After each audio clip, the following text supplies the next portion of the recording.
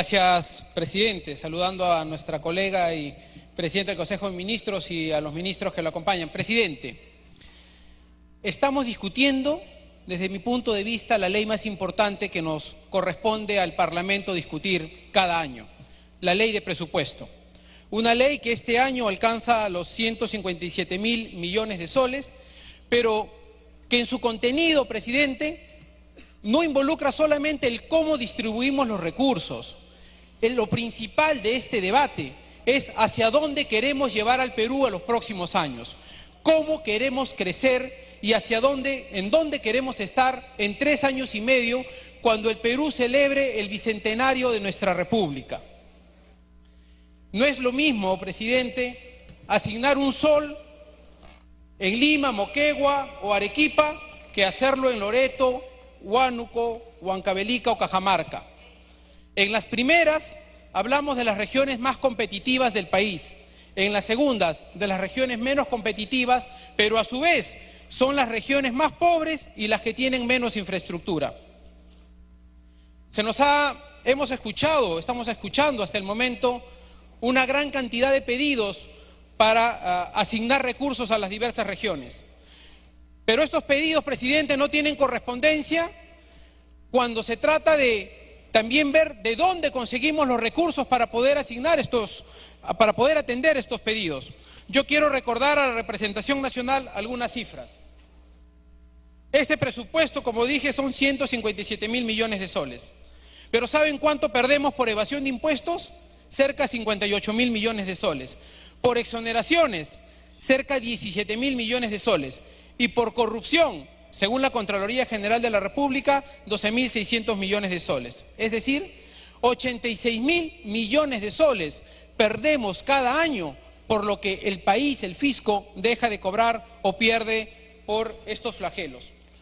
Otra cosa que se ha dicho en estos días es que este es un presupuesto centralista. Y lo que no vemos es cómo se gasta el dinero. Este dinero general se gasta 24.5% en Lima y 75.5% en las regiones. Es decir, es un presupuesto que en 118.582 millones de soles se gasta en obras o en atenciones para las distintas regiones del país. Hago esta primera invocación, presidente, porque creo que tenemos que ser absolutamente conscientes del reto que tenemos para los siguientes años. Hoy el Perú tiene una población básicamente joven, pero en 20 años no la vamos a tener. Hoy el Perú tiene el reto del bicentenario y tendríamos que pensar cómo llegamos al bicentenario cerrando estas brechas sociales, económicas y políticas que hemos anunciado. Este último año venimos arrastrando los efectos del Niño Costero y los efectos de la calamidad que significa el caso Lavallato. Una calamidad social que tiene claras consecuencias económicas y sociales.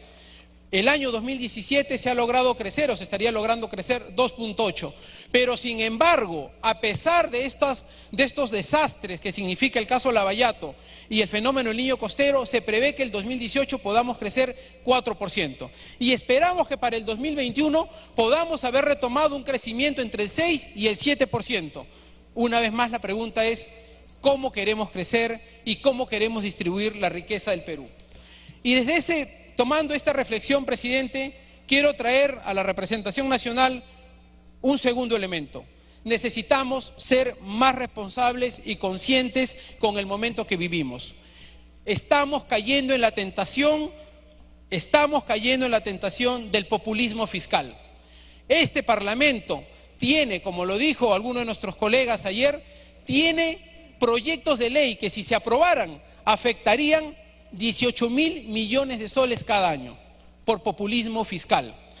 El crecimiento que hemos tenido en los últimos años, colegas, ha sido básicamente porque hemos sabido respetar una disciplina fiscal que tiene un resguardo constitucional y que además hay que saberlo reconocer. Ese resguardo constitucional nació en 1993 con las fórmulas que se establecieron a través del gobierno que dio precisamente el señor Fujimori. Sin embargo, hoy este Parlamento comienza a dar normas que rompen esos candados fiscales. A eso hay que tener cuidado. El presupuesto crece, pero es un presupuesto que además cree en el Perú. Decíamos, este es un presupuesto que básicamente se gasta en el interior del país, y este es un presupuesto que además recoge atenciones sociales importantes. Algunas de estas, presidente, quiero resaltar la primera, el pago de la deuda social. Y quiero comentar lo siguiente: en la Comisión de Presupuesto tuvimos un interesante debate donde diversos colegas defendían y solicitaban que se pague la deuda social. El Ministerio de Economía no solamente recogió bien esta propuesta para el año 2018, incluyendo en el presupuesto 250 millones de soles para el pago de la deuda fiscal, sino que además incluimos una cláusula para que este año, el 2017, se pagara 200 millones adicionales. Es decir, tenemos hoy una previsión de 450 millones de soles para poder atender la deuda social. Claro que la deuda social es inmensa. Claro que la deuda social no se paga con se terminará de pagar con este monto. Sin embargo, a diferencia de años anteriores, ya tenemos un claro compromiso que nos encamina a pagar la deuda social. Segundo, hemos incluido también una partida presupuestal para pagar a las promotoras del PRONOI, que son básicamente unas propinas, un estipendio mínimo, que van a ser incrementados en 200 soles para cada uno de ellos, del ámbito urbano y del ámbito rural. Ese es otro elemento que también tenemos que saber reconocer de este presupuesto. Hemos incluido también una disposición para que el 0.5% del presupuesto de los gobiernos locales y regionales vaya destinado a la atención de infraestructura para las personas con discapacidad.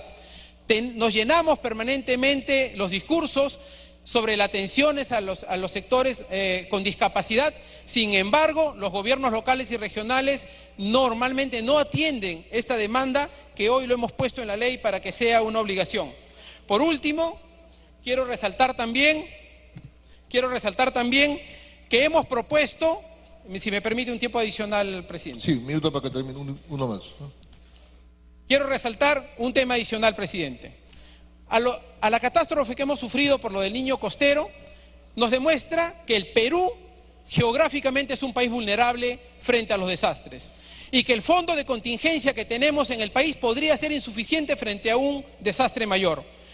Todo lo que significa el cinturón de fuego del Pacífico, la costa central y sur del Perú está permanentemente expuesta a un eventual desastre de grandes magnitudes. La pregunta es: si eso ocurriese como ocurrió en el sur de Chile, si eso ocurriese en el Perú, ¿tendríamos los recursos suficientes para poder enfrentar un desastre de esa magnitud?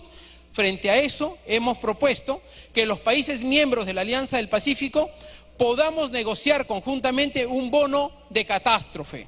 Ese bono de catástrofe, que sería básicamente un seguro de cobertura frente a un eventual desastre en el Perú, pueda ser negociado con los países miembros de la Alianza del Pacífico para optimizar costos, y hemos propuesto una fórmula en una disposición final que fue aprobada en la discusión de la Comisión de Presupuesto, pero que aparentemente por un error de transcripción no fue incluido. Así es que estamos alcanzando nuevamente a la presidenta de la Comisión de Presupuesto dicho texto.